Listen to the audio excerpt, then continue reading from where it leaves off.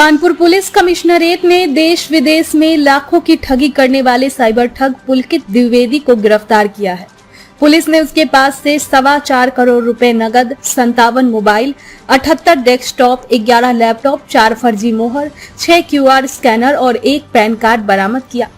DCP crime SM Kasim Abidi के अनुसार पुलकित ने 2020 में विबिस्की टेक्नोलॉजिस्ट प्राइवेट लिमिटेड और ग्लोबल ट्रेड प्लाजा नाम से फर्म बनाकर ठगी का जाल बिछाया।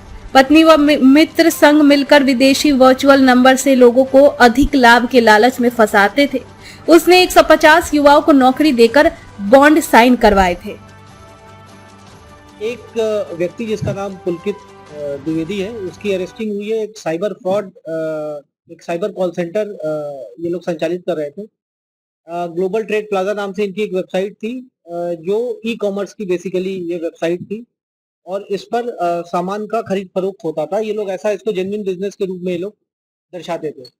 इनका जो मॉडस ऑपरेंडी था वो ये था कि इसमें ये लोग जो कस्टमर्स होते थे उनको ल्योर करते थे और फिर ये खुद स्वयं बायर्स बन के उनके साथ डील करते थे और फिर उसके बाद उनका पैसा लेकर के उनका फोन उठाना बंद कर देते थे, उनका मोबाइल ब्लॉक कर देते थे। ये उनका पूरा मॉडस ऑपरेंडी था। इसमें जो मुख्य अभियुक्त है पुलकित द्विवेदी, ये साइबर टीम और जो हमारा साइबर थाना उनके द्वारा गिरफ्तार किया गया है। इसमें अभी 2 अभियुक्त और हैं जिनकी गिरफ्तारी बाकी, और भी इसमें बहुत सारे अन्य लोग हैं जिनकी संलिप्तता के बारे में अभी जांच चल रही है।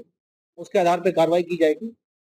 सत्यकांत साहू जो इसका टेक्निकल पार्टनर है, वो अभी फरार चल रहा है और इसकी जो पत्नी है वो भी अभी फरार चल रही है। इन लोगों की गिरफ्तारी करके शीघ्र जो विधिक कार्रवाई है वो अमल में लाई जाएगी। जो कॉल सेंटर चल रहा था ये बृहद पैमाने पे चल रहा था। इसमें लगभग 150 कर्मचारी इसमें थे। जो ज्यादातर कर्मचारी ऐसे थे जो इसके बारे में जानते ही नहीं थे, उनको जानकारी नहीं थी कि किस चीज से डील कर रहे हैं। जब उनसे बातचीत की गई, जब उनसे पूछताछ की गई, इंटरोगेट किया गया, तो पता चला कि उन्हें 10,000 12,000 की नौकरी पर रखा जाता था और उनसे जबरन एक बॉन्ड साइन कराया जाता था। यदि बीच में तुम नौकरी छोड़ करके जाओगे तो उनको डराया धमकाया जाता था। उनको अलग अलग तरीके की मानसिक प्रताड़ना झेलनी पड़ती थी और कई बार जो है वो झूठे एफआईआर भी उन लोगों के ऊपर दर्ज कराए जाते थे। इस तरह के प्रकरण भी संज्ञान में आए। ये पूरा जो कॉल सेंटर था ये ग्रीन पार्क के पास एक रेंटेड अपार्टमेंट में चल रहा था। इसमें 57 मोबाइल फोन्स पुलिस ने मौके से बरामद किए जो घटना में ये लोग यूज करते थे। 78 डेस्कटॉप, सीपीयू को हम लोगों ने सीज किया है, लैपटॉप्स है, पैन कार्ड्स है और कूटरचित दस्तावेज। ये लोग जो ज्वाइनिंग लेटर्स देते थे, जो सर्टिफिकेट्स ये लोग बताते थे, वो पुलिस ने सीज किए। इसमें एक अहम चीज ये है कि इसमें 6 बैंक अकाउंट इस फर्म के नाम पे थे जो पुलिस ने फ्रीज कराए, जिसमें 4.5 करोड़ रुपए हैं।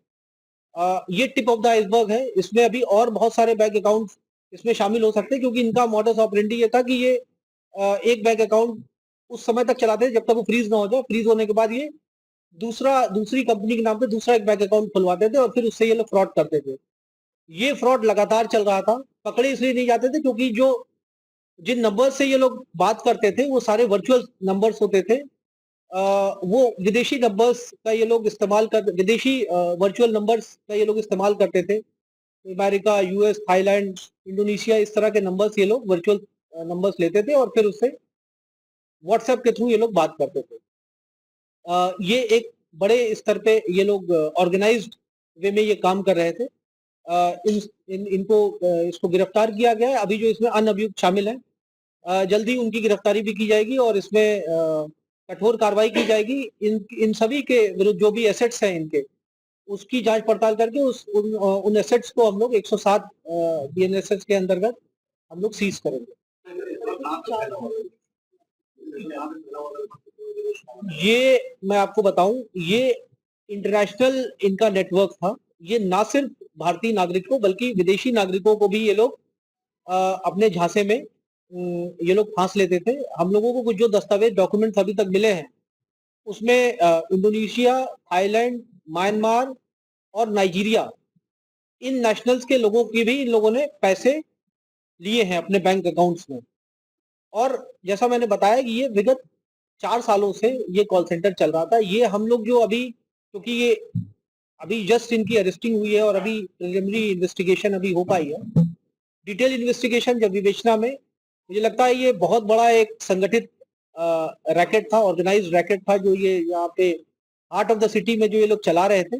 और क्योंकि ये इनके यहाँ जो कर्मचारी काम करते थे वो इतने डरे हुए थे कि वो आगे आकर के अपनी कंप्लेंट्स नहीं कर पाते थे। एक चीज और थी, जो इनके यहाँ जो सेगमेंट्स थे, जो मैनेजर्स थे, जो इनके कर्मचारी थे, उनको एक दूसरे से बात करने की आपस में अनुमति नहीं थी। अलग अलग वर्टिकल्स थे। मार्केटिंग का काम मार्केटिंग वाले करते थे, सेल्स का काम सेल्स वाले करते थे, कुछ कॉलर्स थे। तो इसमें इस तरह से ये पूरा एक ऑर्गेनाइज सेटअप था, जैसे एक ऑर्गेनाइजेशन रन करती है उस तरीके से ये प्रोफेशनली इसको रन करते थे और प्रोफेशनल तरीके से ये लोग फ्रॉड करते थे। इसलिए इनका पकड़ा जाना मुश्किल था। अभी तक कई सारी शिकायतें एनसीआरपी पोर्टल पे हम लोगों को मिली थी और उसके आधार पे हम लोगों ने कार्रवाई किया है, इनकी गिरफ्तारी हुई है। आगे की जो कार्रवाई है वो हमें मिल जाएगी। ये एमबीए किए हुए हैं ऐसा बताया है इसने। अभी इसकी भी जांच करना है कि वो सर्टिफिकेट जो इसने बताया है कि ये एमबीए किए है ये सही है या हो सकता है ये भी फर्जी है। जी।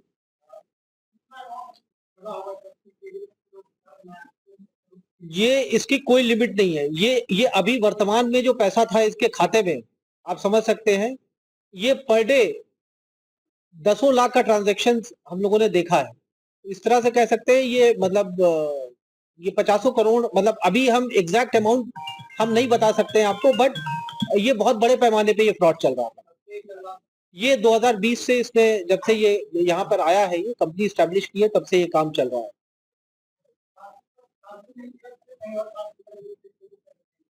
नहीं, ये तो कानपुर में ही, इसका कॉल सेंटर तो कानपुर में ही चल रहा है। बट ये जरूर है कि हम लोग की निगाहें इस तरह के तमाम जो अवैध तरीके से जो कॉल सेंटर्स चल रहे हैं उनके ऊपर हैं, और जिस तरह से जानकारियां मिलती रहेंगी उसके आधार पर कार्रवाई आगे भी होती रहेगी। माल किसी भी तरीके का, ई कॉमर्स वेबसाइट्स होती है, किसी भी तरीके के माल हो सकते हैं, चावल है, गेहूं है, कोई जो है कंस्ट्रक्शन मटेरियल्स है, वो किसी भी तरीके के आइटम्स हो सकते हैं। बेसिकली ये फ्रॉड